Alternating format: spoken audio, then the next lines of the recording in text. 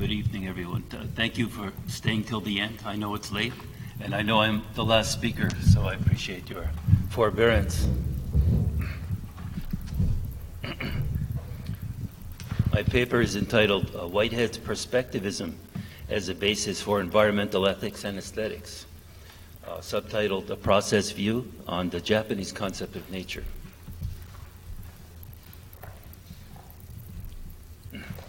According to Alfred North Whitehead's process metaphysics, the aesthetic continuum of nature is an organization of perspectives, whereby each occasion is akin to a Leibnizian perspective, monad, or metaphysical point, each functioning as a living mirror that reflects the entire universe from its own standpoint as a microcosm of the macrocosm. The paper has 3 parts. Now, part 1 analyzes the metaphysical perspectivism underlying Whitehead's ecological concept of nature. In this section, there is also a brief consideration of how Whitehead's perspectivism illuminates the Japanese aesthetic concept of nature as visualized by the poetic metaphor of Indra's net, wherein an event is likened to a brilliant jewel reflecting the whole cosmos from its own viewpoint. Part 2 examines Whitehead's perspectivism as reformulated by George Herbert Mead, and later by Lawrence Kohlberg, and then Jürgen Habermas, into an ethical procedure for moral perspective taking, whereby free moral agents learn to put themselves into the perspectives of others in the community. Part 3 then sets forth my own thesis, whereby it is suggested that the above procedure for moral perspective taking can be used as the basis for a new environmental ethics and aesthetics.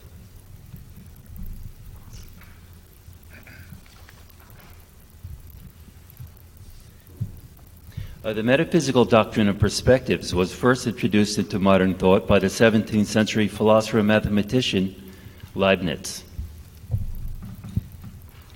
In his monadology, Leibniz argues that the universe is not an absolute one, but is instead an irreducible plurality of monads, metaphysical points or perspectives, each of which constitutes a living mirror of the universe. For Leibniz, each perspective mirrors the totality as a microcosm of the macrocosm from its own viewpoint, so that the divine glory of nature, he says, is multiplied perspectively. Leibniz suggests an ecological view of nature as a system of perspectives when he writes that each monadic organism can be viewed as like a garden full of plants and like a pond full of fish. But every branch of a plant, every member of the animal, and every drop of the fluids within it is also such a garden or such a pond. In the 20th century, Leibniz's perspectivism was revived by the philosopher mathematician Alfred North Whitehead, so that the idea of perspectives was adopted as a key metaphysical principle in his categorical scheme. Influenced by Leibniz, Whitehead articulates an ecological vision of nature as an aesthetic continuum, wherein all relational events are self-creative occasions of experience, which arise through interpenetration of disjunctive multiplicity into conjunctive unity, so as to both contain and pervade the whole continuum as a novel aesthetic perspective of the universe. Whitehead first explicitly outlines his concept of nature as an organization of perspectives in Science in the Modern World. In this work, he cites the empirical testimony provided by Romantic nature poets as an argument on behalf of a philosophy of organism, which rejects the separation of facts from values in modern scientific materialism.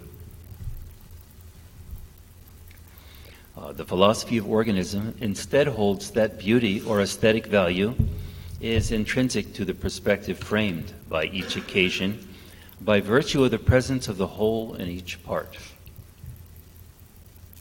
He says, both Shelley and Wordsworth emphatically bear witness that nature cannot be divorced from aesthetic values, and that these values arise from the accumulation, in some sense, of the brooding presence of the whole onto its various parts. Whitehead thus critically undermines the mechanistic Cartesian-Newtonian concept of nature as a meaningless flux of atomic substances devoid of value, as held by scientific materialism, based on the fallacy of vacuous actuality. In contrast, he articulates an ecological concept of nature as an organization of aesthetic perspectives with intrinsic value.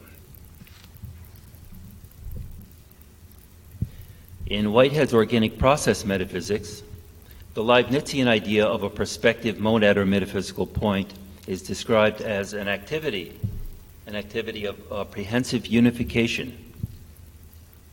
This unity of apprehension defines itself as a here and now, and the things so gathered into the grasped unity have an essential reference to other places and other times.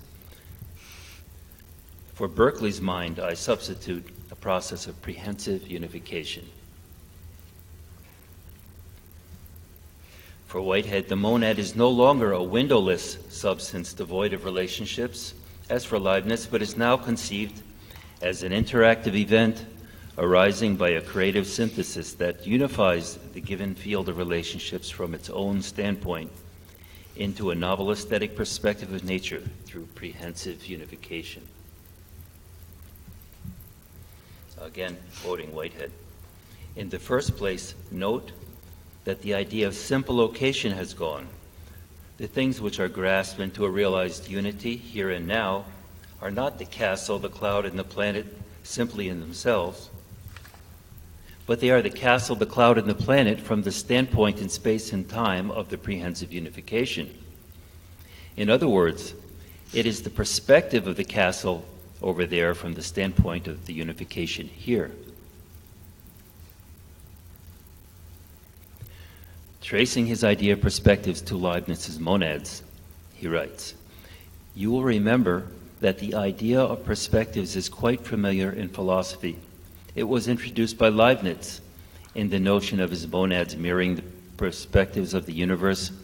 I am using the same notion, only I am toning down his monads into the unified events in space and time." Whitehead goes on to clarify how his reformulation of Leibniz's doctrine of monads as perspectives mirroring nature from their own standpoint thereby involves the abandonment of the fallacy of simple location. He says, "My theory involves the entire abandonment of the notion that simple location is the primary way in which things are involved in space-time. In a certain sense, everything is everywhere at all times, for every location involves an aspect of itself in every other location. Thus, every spatio-temporal standpoint mirrors the world."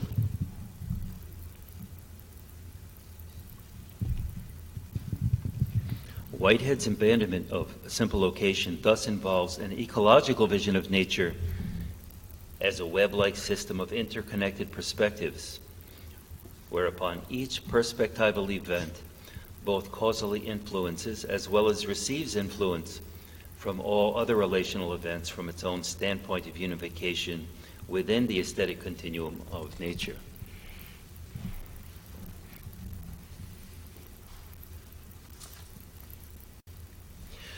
According to the categorical scheme articulated in Process and Reality, an occasion of experience arises by a process of concrescence, or creative synthesis of many into one, so as to unify the whole aesthetic continuum of nature from its own perspective standpoint.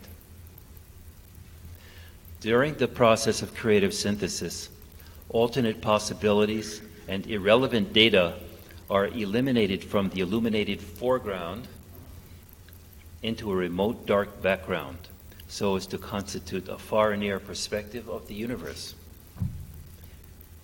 He says, this fact of the elimination by reason of synthesis, is sometimes termed the perspective of the actual world from the standpoint of that concrescence. Whitehead further clarifies how his theory of occasions as felt perspectives of nature is a reconstruction of Leibniz's monads in terms of his organic process metaphysics of becoming and perishing events.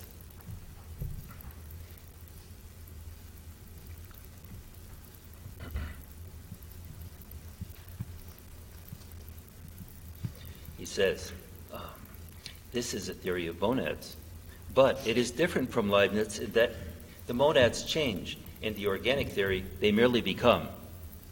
Each monadic creature is a mode of the process of feeling the world, of housing the world in one unit of complex feeling, in every way determinate. He then describes how each monadic occasion is a perspective standpoint, which both pervades and contains the whole aesthetic continuum of nature, stating, thus, the continuum is present in each actual entity, and each actual entity pervades the continuum. Whitehead further articulates his ecological concept of nature as an aesthetic continuum of overlapping multiple aesthetic perspectives in his penultimate work, Modes of Thought.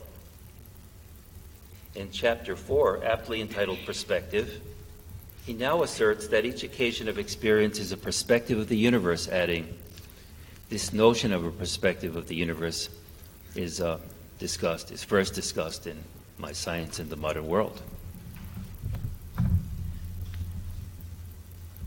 For Whitehead, each perspective arises through concrescent or prehensive unification as a process of creative synthesis of diverse multiplicity into novel unity, governed by an aim toward realization of intrinsic value as beauty or aesthetic importance.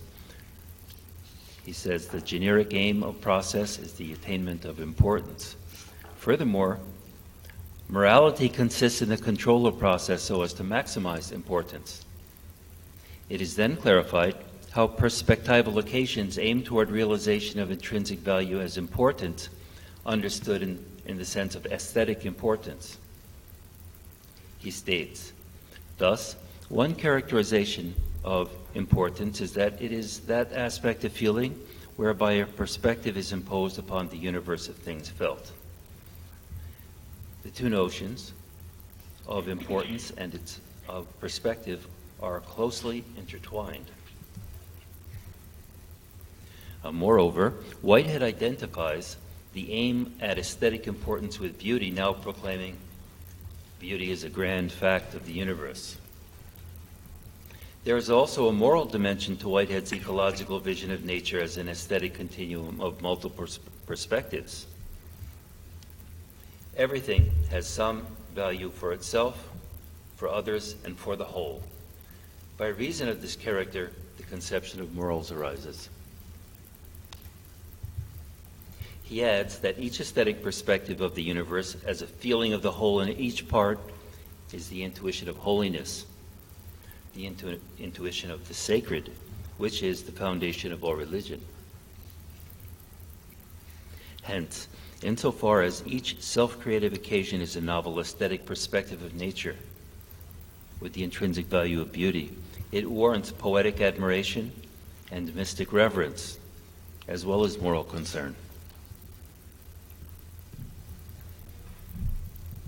Whitehead explains how a self-creative occasion of experience is a foreground, background, or focus field event that realizes intrinsic value as beauty or aesthetic importance by a process of composition, valuation, gradation, and elimination. It is this valuation process of a selective attention governed by pragmatic interests that sorts out initial data into a novel aesthetic perspective of nature, whereby the most relevant data are discriminated in a clear foreground focus of attention, and the less relevant or irrelevant data recede into a vague, undiscriminated background field of penumbral darkness. This is section B, or part B of section 1. In my book, Process Metaphysics and Huayan Buddhism, I argue that Whitehead reconstructed Leibniz's doctrine of perspectives, elucidates the perspectivism underlying Huayan, or in Japan, Kegon Buddhist philosophy, whereby nature is a system of perspectives reflecting totality from a point of view. This Sino-Japanese Kegon view of nature as a system of perspectives was incorporated into Zen Buddhism, Pure Land Buddhism, and Shingon Buddhism, as well as the modern Japanese philosophy of Nishida Kitaro and the Kyoto School. The Kegon teaching of non-obstructed interpenetration between the part and the whole, Rijimuge, is depicted by the poetic metaphor of Indra's net, whereby all relational events are likened to shining jewels, reflecting all other jewels in the net from the standpoint of their own perspective.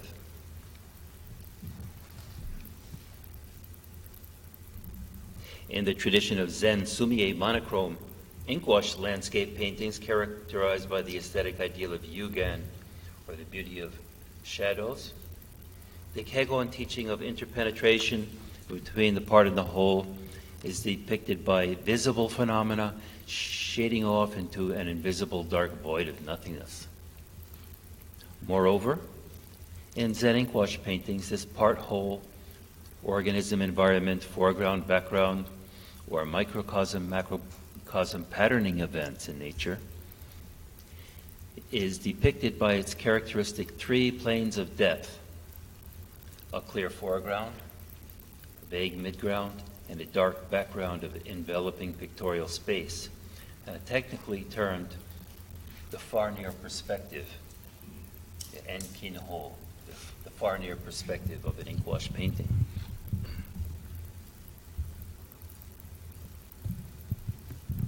Whitehead gives a similar account of an aesthetic perspective of the universe and its imaginative expression in the penumbral beauty of art. Whitehead writes, "The finite focus of clarity fades into an environment of vagueness, stretching into the darkness of what is merely beyond. In this way, the immediacy of finite existence refuses to be deprived of that infinitude of extension, which is its perspective." It is thus my view that both Whitehead and Japanese Buddhism articulate an ecological vision of nature as an aesthetic continuum of interpenetrating events, such that each aesthetic event mirrors the whole universe from its own perspective as a microcosm of the macrocosm. The modern Zen philosophy of Nishida Kitaro also views nature as a system of monads reflecting totality, influenced by Leibniz's metaphysical notion of perspective. Nishida articulates an ecological view of nature as a web-like matrix of perspective, which combines the perspectivism of Leibniz in the West and Zen Kegon Buddhism in the East.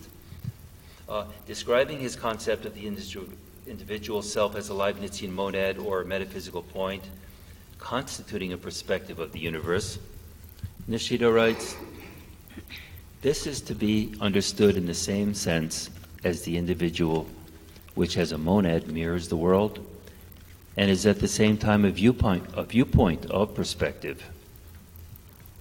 However, like Whitehead, Nishida deconstructs Leibniz's reified notion of a monad or perspective as a windowless substance with no relationships, and instead sees the monad as a dynamic, interactive event arising through creative unification of its given relationships into a perspective of nature as a microcosm of the macrocosm. Elsewhere in his writings, Nishida describes his Leibnizian view of the monad or perspective as follows: "Our selves are creative points of this world. Leibniz called the monad a metaphysical point, but I think of each individual self as a creative point of the historical world. It extends into the eternal future and to the eternal past as the point of self-determination of the absolute present."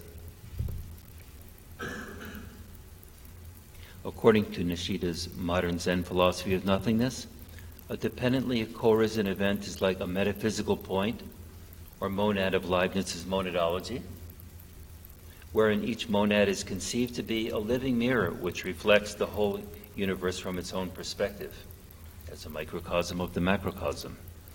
However, in contrast to the deterministic metaphysical point of Leibniz's perspectivism, Nishida's perspective is now conceived as a creative point, sozo ten, a creative point functioning to unify the many into the one in the field or matrix of absolute nothingness. Nishida's reconstruction of Leibniz's perspectivism with the notion of creative points thus approximates Whitehead's organic process metaphysics of creative events into novelty, whereby each interactive monad co-arises through creative synthesis of multiplicity into unity, producing a new perspective of the universe from its own unique standpoint in the continuum of nature.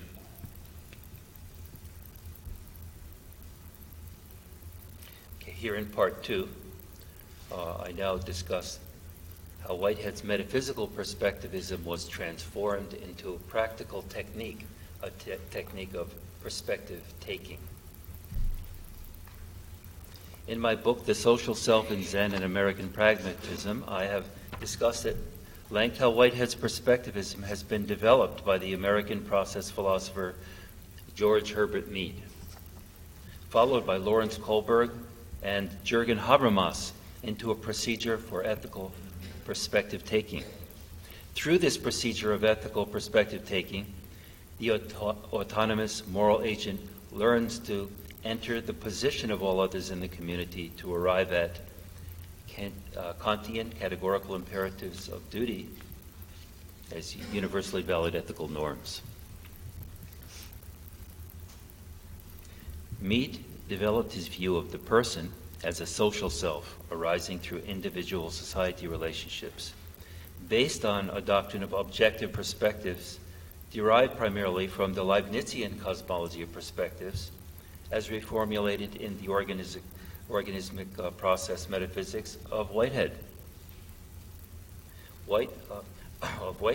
Mead holds that what he regards to be most valuable in Whitehead's organic process metaphysics is the doctrine of perspectives worked out in Science in the Modern World. In an essay called The Objective Reality of Perspectives, included in Philosophy of the Present, Mead explains his use of Whitehead's Leibnizian perspectivism as follows. Mead says, "What I wish to pick out of Professor Whitehead's philosophy of nature is this conception of nature as an organization of perspectives." Mead further explains that he intends to focus on Whitehead's Leibnizian filiation as it appears in his conception of the perspective as the mirroring and the event of all other events. Mead continues, "My suggestion was that we find in society and social experience an instance of that organization of perspectives of Professor Whitehead's philosophy.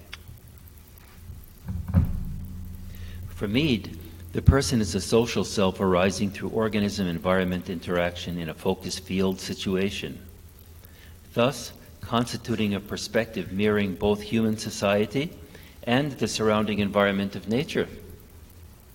He thus speaks of the social self as the organism and environment in the perspective. According to this perspectival notion of the social self based on Whitehead's Leibnizian theory of perspectives, the social self is akin to a mirror reflecting its surrounding environment of nature from its own unique standpoint. Mead asserts, each individual self within that social process, while it reflects in an organized structure that behavior pattern of that social process as a whole, it does so from its own particular and unique standpoint.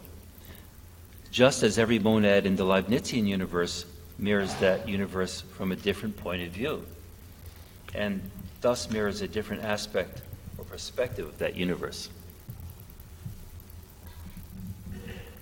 Mead, then he develops Whitehead's Leibnizian perspectivism into a procedure of moral perspective taking, whereby one can determine if a contested ethical norm is right or fair or just in a problematic moral situation only by putting oneself in the position of others in the community affected by that norm.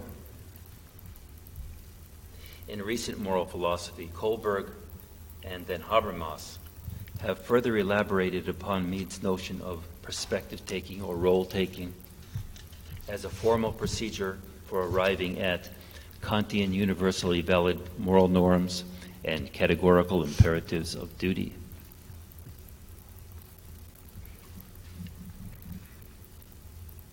Habermas builds upon the insights of Mead's Whiteheadian Leibnizian perspectivism in an effort to reformulate Kant's universalist deontological ethics by grounding moral norms in the dialogical process of intersubjective communication, thereby arriving at discourse ethics.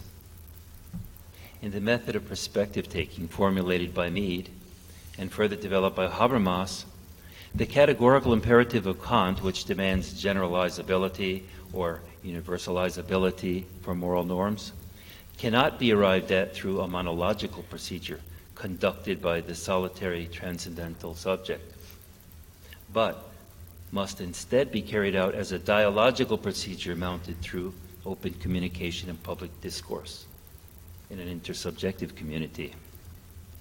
Mead writes, Kant's categorical imperative may be socially stated or formulated or interpreted in these terms, that is, given its social equivalent. According to Mead, then, the categorical imperative of Kant, whereby an autonomous moral agent legislates universally valid norms applicable to everyone, is arrived at by the rational capacity for putting oneself into the perspective of all others in the community affected by those norms.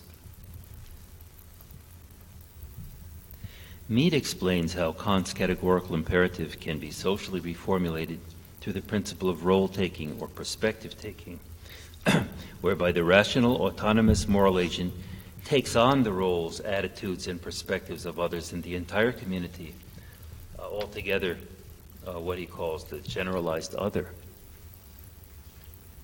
The universality of our judgments upon which Kant places so much stress is a universality that arises from the fact that we take the attitude of the entire community of rational beings.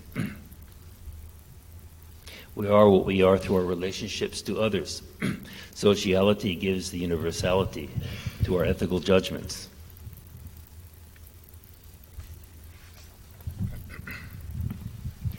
Habermas's communication theory is developed in his greatest work, The Theory of Communicative Action. It is directly inspired by what he calls G.H. Mead's paradigm shift, a paradigm shift from the Cartesian subjectivism to an intersubjective model of the social self, arising through an I-me dialectic of communicative interaction between the individual and society.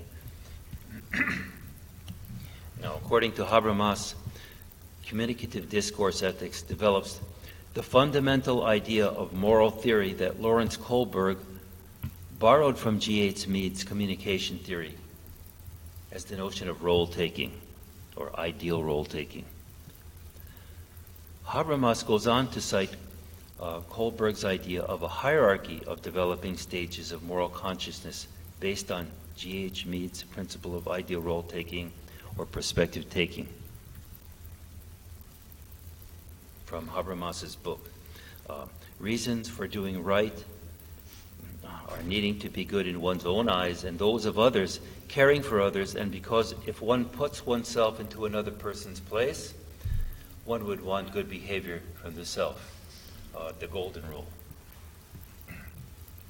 As explained by Habermas, Kohlberg argues for an evolutionary scheme whereby moral consciousness is developed into hierarchical stages through perspective-taking, thus progressing from egocentrism to a decentered or multi-centric viewpoint, whereupon one now learns to enter the diverse perspectives of others in the community. According to Habermas, Kohlberg justifies the developmental logic of his 6 stages of moral judgment by correlating them with corresponding socio-moral perspectives. Summing up Kohlberg's developmental scheme, Habermas clarifies that while the lower stages are characterized by egoism, having only an individual perspective, higher stages of moral consciousness are characterized by a perspectivism as the ability to put oneself into the position of others, which is itself a philosophical equivalent of the golden rule, do unto others as you would have them do unto you. Describing the 3rd stage in his developmental scheme of moral perspective taking, Kohlberg himself writes, in Kohlberg's own words, this stage takes the perspective of the individual in relationship to other individuals. The person relates points of view through the concrete golden rule, putting oneself into the other person's shoes. In his introduction, that is to his introduction to Habermas's communicative discourse ethics, Thomas McCarthy clarifies this moral procedure of perspective taking in Habermas's discourse ethics when he writes that by requiring that perspective taking be general and reciprocal, builds the moment of empathy into the procedure, coming to a reasoned agreement. Each must put himself or herself into the place of everyone else in discussing whether a proposed norm is fair to all.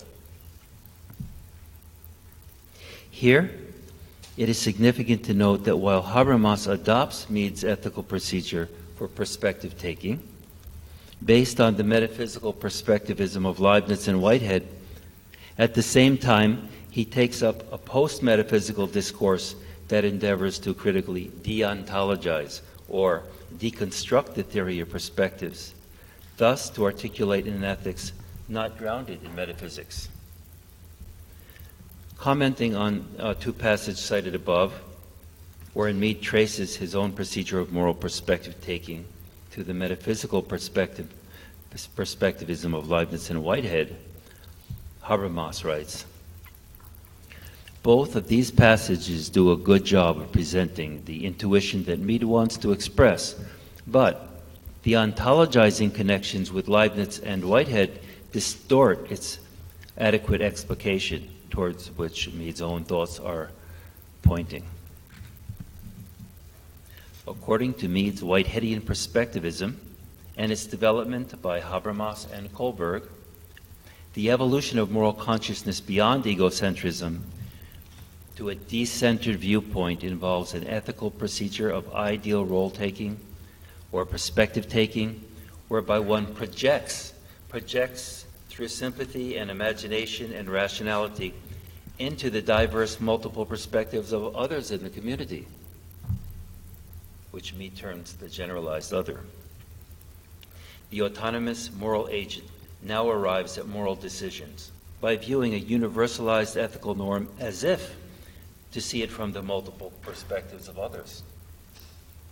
There's a hierarchy of developmental stages of moral consciousness based on a process of moral education, whereby one learns to take on the roles, attitudes, or perspectives of others, and thereby to put themselves in the position of all others in the community affected by a contested norm. Summing up Mead's development of Whitehead's Leibnizian perspectivism, Habermas thus argues that universally valid moral norms are achieved through a communication process of perspective taking or role taking, whereby the autonomous moral agent can put himself or herself into the place of everyone else, to put oneself into the other person's place, or to put oneself in the other person's shoes. Part 3 will now briefly just apply this technique of perspective taking into the field of environmental ethics. So it's called a Whiteheadian perspective-taking and environmental ethics. In the Western philosophical tradition, the writings of Aldo Leopold are widely held to be the main inspiration for environmental ethics. Leopold defines ethics in terms of his key notion of community. However, where previous ethics have confined itself to the relationship between individuals and the human community, Leopold suggests that the field must now be expanded to include a land ethic or environmental ethic, which includes the relationship of the individuals to the biotic community of soil, plants, and animals. Aldo Leopold writes, the land ethic simply enlarges the boundaries of the community to include soils, waters, plants, and animals, or collectively, the land. Moreover, Leopold argues that the land ethic is itself grounded upon a conservation aesthetic, stating, a thing is right when it tends to preserve the integrity, the stability, and the beauty of the biotic community. As similarly argued by Whitehead, all order is therefore aesthetic order, and the moral order is certain aspects of aesthetic order. That's religion in the making. It can be said that for Whitehead, as for Leopold, the aesthetic continuum of nature warrants moral concern because it has the intrinsic value of beauty, and so that the land ethic is itself based on a land aesthetic. Now, for Whitehead, as for Leopold, ethics is grounded upon the notion that the individual is a member of a community of interdependent parts. Also, similar to Leopold, he enlarges the notion of community or society so that it includes the surrounding environment of living nature. By extending the category of the social beyond human society to the wider society of nature, Whitehead thus formulates the metaphysical groundwork for environmental ethics. Whitehead says, the universe achieves its value by some reason of its coordination into societies and into societies of societies of societies. Elsewhere, he describes his ecological concept of nature as a community of interconnected occasions, each constituting an aesthetic perspective of the universe that both pervades and contains the whole community of living nature as a microcosm of the macrocosm. In Whitehead's words, then the actual world is a community of epochal occasions. The epochal occasions are the primary units of the actual community, and the community is composed of the units. But each unit has in itself a reference to every other member of the community, so that each unit is a microcosm representing in itself the entire, all-inclusive universe. The ecological concept of nature as an organization of novel aesthetic perspectives, articulated in Whitehead's modes of thought, can be regarded as a prolegomena to a new metaphysics of morals in general, and to an environmental ethics in particular, with the aim of overcoming the nihilistic concept of nature as a meaningless flux of lifeless substance deposited by the Cartesian Newtonian view of scientific materialism, based on what Whitehead calls the fallacy of vacuous actuality. He articulates a profoundly ecological vision of living nature as a creative advance toward novelty, wherein each self-creative occasion produces a new aesthetic perspective of the universe with intrinsic value of beauty. Whitehead here seeks to clarify how each occasion arises out of concern, that's apprehension or feeling or sympathy of all other occasions in the cosmos, so that the moral concern is now expanded to include the whole community of interconnected events in the aesthetic continuum of nature. He says, each occasion is an activity of concern in the Quaker sense of the term. The occasion is concerned, he says, in the way of feeling and aim, with things that in their own essence lie beyond it. Thus, each occasion, although engaged in its own immediate self-realization, is concerned with the universe. For Whitehead, each occasion as a novel perspective of the universe warrants moral concern to the degree that it realizes the intrinsic value of beauty or aesthetic importance. Based on his axiological criterion of realizing aesthetic importance in a perspective, he thus goes on to widen the circle of moral concern beyond human society to the whole community of living nature, including trees, plants, and animals, even insects. Here's a great passage from Modes of Thought. He says, the destruction of a man or of an insect or of a tree or of the Parthenon may be moral or immoral. Whether we destroy or whether we preserve, our action is moral if we have thereby safeguarded the aesthetic importance of experience. It has now been seen how Whiteheadian perspectivism has been reformulated by Mead, followed by Kohlberg and Habermas, into a staged, structured developmental scheme of moral perspective taking. My suggestion is that if we add a new and yet higher stage of moral consciousness, then perspective taking is enlarged to include all aesthetic value perspectives in the undivided continuum of nature, including the diverse multiple perspectives of both human and non-human animals. This ability to enlarge moral consciousness into the next evolutionary phase of an environmental ethics, thereby to widen the expanding circle of moral concern to all living creatures, is itself enabled by Whitehead's ecological concept of nature as an organization of multiple aesthetic perspectives. Let us jump to briefly look at the perspective taking in Japanese art and literature. This section gives a few practical techniques for learning to do perspective taking in the arts of Japan. Already it has been discussed how the Zen Kegon teachings of interfusion between part and whole and its expression by the poetic metaphor of Indra's net is depicted in Zen inkwash landscape paintings by phenomena in the illuminated foreground shading into a dark background of nothingness, referred to in Japanese aesthetics as the far near perspective. But now I would like to illustrate the Whiteheadian technique of aesthetic and moral perspective taking, articulated by Mead and others, with an example from Japanese theater, the no drama.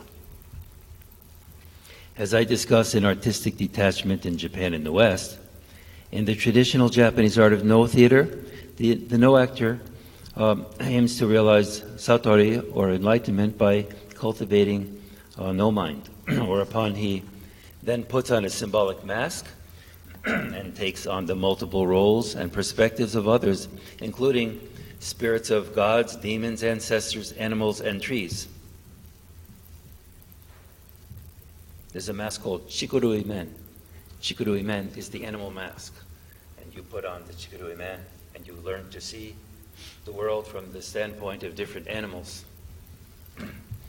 Moreover, the no actor learns a dramatic technique for aesthetic and moral perspective taking called Riken no Ken, the seeing of detached perception. In the words of Zeami, your appearance as seen by the audience forms for you your own detached perception. What you see,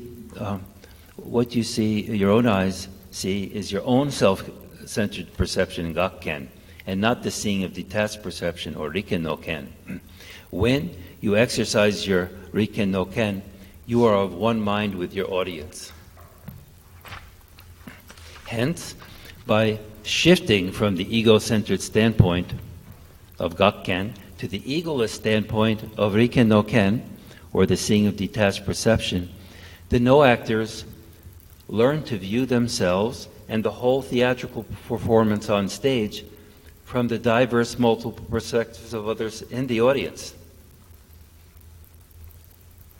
Another vivid illustration of this kind of Whiteheadian procedure for aesthetic and moral perspective taking, which itself leads directly to an ecological vision of nature, along with an environmental ethics and an acknowledgement of animal rights, is to be found in the manga and the anime titled Nausicaa of the Valley of the Wind by Miyazaki Hayao. Miyazaki's work, Nausicaa, is a cautionary tale of apocalyptic destruction in Japan due to biochemical and nuclear warfare, leading toward environmental collapse. In the opening scene, Miyazaki's shamanic eco-feminist heroine, Nausicaa, enters the toxic jungle to discover the empty shell of a giant tank-like insect called the omu. The empty shell of a giant omu here makes reference to the ancient Japanese symbol of impermanence and sad beauty of evanescence, depicted by the poetic image of an empty insect shell, utsusemi. When Nausicaa looks through the clear eye lens taken from the empty husk of an omu, she now views this toxic jungle from the alternate perspective of an insect. Thus, now to see the astonishing beauty of the polluted forest. Moreover, by viewing the toxic jungle through the transparent eye lens of an omu and taking on the perspective of an insect, she learns to have sympathetic moral concern for all living creatures in nature. Thus, while the rest of humankind declares war against the giant omu insects, Nausicaa alone becomes their protector and has moral sympathy for the suffering. Here I quote from an essay I've written called Down the Abyss, Nausicaa of the Valley of the Wind.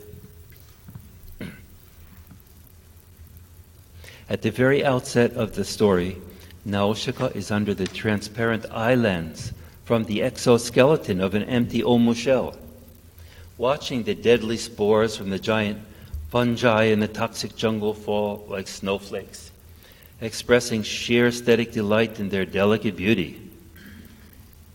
Moreover, from an ethical standpoint, Nausicaa's view of the toxic jungle through the lens of an empty omu shell itself reveals her ability to arrive at moral decisions by seeing nature from the multiple perspectives of others, including the perspectives of insects. And this is an image from Volume 1 of Nausicaa.